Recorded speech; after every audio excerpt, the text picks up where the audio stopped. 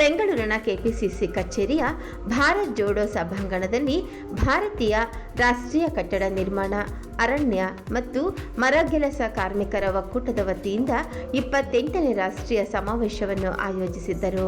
ಐಎನ್ಬಿಸಿಡಬ್ಲ್ಯೂಎಫ್ಯ ರಾಷ್ಟ್ರೀಯ ಕಾರ್ಯಕಾರಿ ಸಭೆಯ ನೇತೃತ್ವವನ್ನು ಐಎನ್ಬಿಸಿಡಬ್ಲ್ಯೂಎಫ್ನ ರಾಜ್ಯಾಧ್ಯಕ್ಷರಾದ ಜಿಆರ್ ದಿನೇಶ್ ರವರು ವಹಿಸಿದ್ದರು. ಈ ಕಾರ್ಯಕ್ರಮಕ್ಕೆ ಮುಖ್ಯ ಅತಿಥಿಗಳಾಗಿ ಐಎನ್ಟಿಯುಸಿಯ ರಾಷ್ಟ್ರೀಯ ಅಧ್ಯಕ್ಷರಾದ ಶ್ರೀ ಸಂಜು ರೆಡ್ಡಿ ಹಾಗೂ ಐಎನ್ಟಿಯುಸಿಯ ರಾಷ್ಟ್ರೀಯ ಉಪಾಧ್ಯಕ್ಷರು ಹಾಗೂ ಐಎನ್ಬಿಸಿಡಬ್ಲ್ಯೂಎಫ್ನ ರಾಷ್ಟ್ರೀಯ ಅಧ್ಯಕ್ಷರಾದ ಆರ್.ಸಿ. ಕುಂಟಿಯಾ ಅವರು ಜ್ಯೋತಿ ಬೆಳಗಿಸುವ ಮುಖಾಂತರ ಕಾರ್ಯಕ್ರಮಕ್ಕೆ ಚಾಲನೆ ನೀಡಿದರು.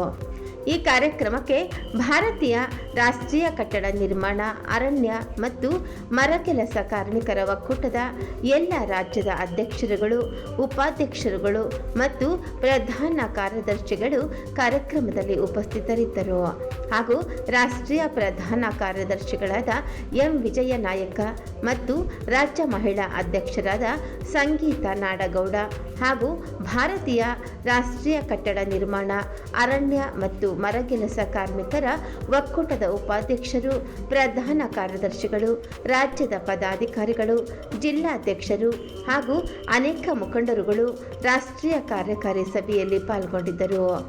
ಐಎನ್ಟಿಯುಸಿಯ ರಾಜ್ಯಾಧ್ಯಕ್ಷರಾದ ಲಕ್ಷ್ಮೀ ವೆಂಕಟೇಶ್ ಮತ್ತು ಅನೇಕ ಮುಖಂಡರುಗಳು ಸಭೆಯನ್ನು ಉದ್ದೇಶಿಸಿ ಮಾತನಾಡಿದರು.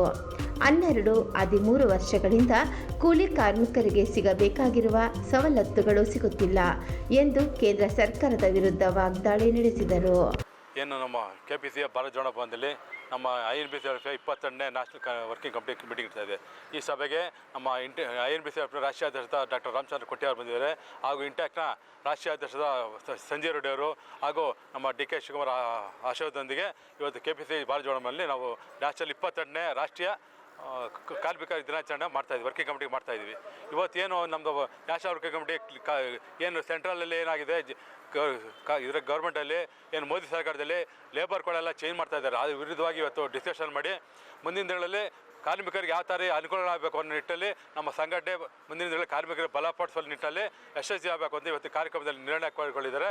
ಇದಕ್ಕೆ ಕಾರ್ಯಕ್ರಮಕ್ಕೆ ಸನ್ಮಾನ್ಯ ರಾಜ್ಯದ ಉಪಮುಖ್ಯರು ಹಾಗೂ ಕೆಪಿಸಿ ಅಧ್ಯಕ್ಷ ಡಿ.ಕೆ. ಶಿವಕುಮಾರ್ ಸಾಹೇಬರು ಹಾಗೂ ಲೋಕಾಯುಕ್ತ ಸಚಿವ ಸತೀಶ್ ಜಾರಕಿಹೊಳಿ ಹಾಗೂ ಕಾರ್ಮಿಕ ಸಚಿವ ಸಂತೋಷ್ ಅವರು ಹಾಗೂ ರಾಜ್ಯಸಭಾ ಸದಸ್ಯರ ಜಿ.ಟಿ. ಚಂದ್ರಶೇಖರ್ ಇನ್ನೊಂದು ಮುಂತಾದ ಹಾಗೂ ನಮ್ಮ ರಾಮಲಿಂಗೇಗೌಡ ಸಾಹೇಬರು ಹಾಗೂ ನಮ್ಮ ಐಎನ್ಬಿಸಿಎಫ್ನ ರಾಷ್ಟ್ರೀಯ ಜಾಯಿಂಟ್ ಸೆಕ್ರೆಟರಿ ಆದ ಅಫ್ಜಲ್ ಹುಸೇನ್ ಅವರು ಹಾಗೂ ರಾಷ್ಟ್ರೀಯ ಪ್ರಧಾನ ಕಾರ್ಯದರ್ಶಿಯಾದ ವಿಜಯ ನಾಯಕ್ ಅವರು ಮುಖ್ಯ ಎಲ್ಲ ನಮ್ಮ ರಾಷ್ಟ್ರೀಯ ಪದಾಧಿಕಾರಿಗಳು ಭಾಗವಹಿಸಿ ಮುಂದಿನ ದಿನಗಳಲ್ಲಿ ಕಾರ್ಮಿಕರು ಬರೋ ಏಳಿಗೆ ಮಾಡೋ ನಿಟ್ಟಿನಲ್ಲಿ ಅವ್ರಿಗೆ ಏನು ಅನುಕೂಲ ಆಗಬೇಕು ಸರ್ಕಾರದಿಂದ ಆ ನಿಟ್ಟಿನಲ್ಲಿ ಇವತ್ತು ಒಂದು ಯೋಜನೆ ಮಾಡ್ಕೋಬೇಕು, ಅದ್ರ ಪರವಾಗಿ ಅಜೆಂಡಾ ಮಾಡಬೇಕು ಅಂತ ನಿಟ್ಟಿನಲ್ಲಿ ಇವತ್ತು ಕಾರ್ಯಕ್ರಮ ಮಾಡ್ತಾಯಿದ್ವಿ.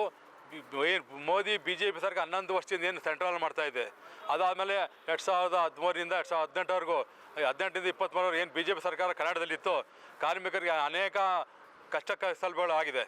ಸರ್ಕಾರದಿಂದ ಏನು ಕಾರ್ಮಿಕ ಇಲಾಖೆಯಲ್ಲಿ ಇದ್ದ ದುಡ್ಡನ್ನೆಲ್ಲ BJP ಸರ್ಕಾರ ಹಾಳು ಮಾಡಿದೆ. ಅದರಿಂದ ಈಗ ನಮ್ಮ 2023ರಲ್ಲಿ ನಮ್ಮ ಕೆಪಿಸಿ ಅಧ್ಯಕ್ಷ ಡಿ.ಕೆ. ಶಿವಕುಮಾರ್ ಸಾಹೇಬರು ಇರೋದು ಹಾಗೂ ರಾಜ್ಯ ಮುಖ್ಯಮಂತ್ರಿಗಳಾದ ಸಿದ್ದರಾಮಯ್ಯ ಇರ್ಬೋದು ಹಾಗೂ ಕಾರ್ಮಿಕ ಸಚಿವ ಸಂತೋಷ್ ಅವರು ಬಂದು ಈಗ ಕಾರ್ಮಿಕರಾಗಿ ಏನೇನು ಬೇಕು ಇಂದಿನ BJP ಕಾಲದಲ್ಲಿ ಏನು ಅನಾನುಕೂಲತೆ ಆಯಿತು ಅದ್ರ ವಿರುದ್ಧವಾಗಿ ಏನೇನು ಬೇಕು ಅದೆಲ್ಲ ಸಡಿಲಗೊಳಿಸಿ ಕಾರ್ಮಿಕರಿಗೆ ಅನುಕೂಲವಾದ ನಿಟ್ಟಿನಲ್ಲಿ ಕಾರ್ಯ ಮಾಡ್ತಾ ಇದ್ದಾರೆ. ಅದೇ ರೀತಿ ಮುಂದಿನ ದಿನಗಳಲ್ಲೂ ಕೇಂದ್ರದಲ್ಲೂ ನಮ್ಮ ಕಾಂಗ್ರೆಸ್ ಸರ್ಕಾರ ಬಂದು ಕಾರ್ಮಿಕರಿಗೆ ಒಳ್ಳೆಯ ಯೋಚನೆ ಮಾಡಬೇಕು ಅಂತ ಇವತ್ತಿನ ಅಜೆಂಡಾ ಇದೆ. ಕಾರ್ಮಿಕರಿಗೆ ಮುಂದಿನ ಏನು ಸೆಂಟ್ರಲ್ ಲೇಬರ್ ಕೋಡ್ ಏನೇನು ಚೇಂಜ್ ಆಗಿದೆ ಅದ್ರ ವಿಧವಾಗಿ ಏನು ಸಂಘಟನೆ ಮಾಡಬೇಕು, ಅದ್ರ ವಿಧವಾಗಿ ಜನ ಜಾಗೃತಿ ಮಾಡಬೇಕು ಕಾರ್ಮಿಕರಿಗೆ.